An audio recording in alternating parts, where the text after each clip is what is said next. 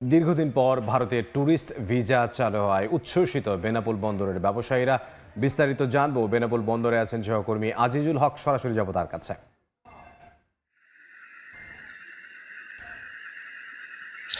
2024 জুলাইয়ের গণ অভ্যুত্থানে দেশে রাজনৈতিক অঙ্গন উত্তপ্ত হলে নিরাপত্তাজনিত কারণ দেখিয়ে ভারত সরকার বাংলাদেশিদের ট্যুরিস্ট, বিজনেস ও যে শিক্ষা বিষয় অর্থাৎ স্টুডেন্ট ভিসা বন্ধ করে দেয়।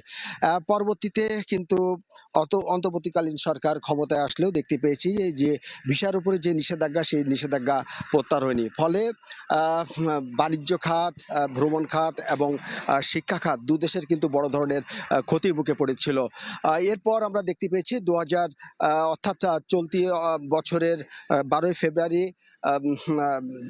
নির্বাচনের মাধ্যমে কিন্তু বিএনপি নেতৃত্বে সরকার ক্ষমতা আসার পর ভিসার উপরে যে নিষেধাজ্ঞা, সেই নিষেধাজ্ঞা প্রত্যাহারের কিন্তু একটু আশ্বাস পাওয়া যায় ভারতের পক্ষ থেকে।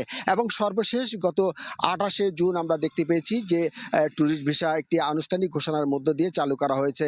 এবং এই চালুর ফলে কিন্তু আমরা দেখতে পেয়েছি এই বেনাপোল বন্দর ব্যবহারকারী যারা ব্যবসায়ী আছেন, যারা দীর্ঘদিন তাদের ভিসা না থাকায় ভারতের সাথে ব্যবসা বাণিজ্য করতে নানান ধরনের প্রতিবন্ধকতার শিকার হয়েছিলেন, তারা কিন্তু নতুন করে কিন্তু আবার ব্যবসা বাণিজ্যের যে আশার সঞ্চার তাদের ভিতরে হতে দেখতে পেয়েছি। এছাড়া যারা ভিসা না থাকায় কিন্তু যারা ভারত ভ্রমণ বা অন্যান্য জরুরি কাজ সম্পন্ন করতে যেতে পারেননি, তারাও কিন্তু নতুন করে ভিসার যে প্রস্তুতি, সে পাওয়ার প্রস্তুতি সেটি নিতে শুরু করেছেন।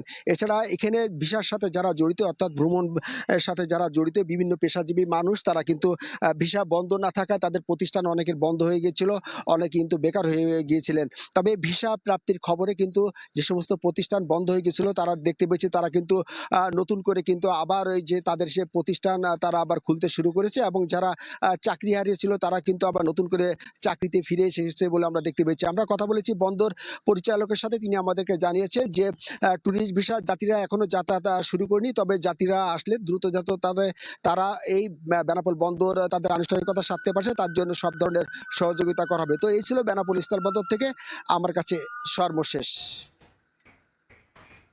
বেনাপোল স্থলবন্দর থেকে সহকর্মী আজিজুল হক।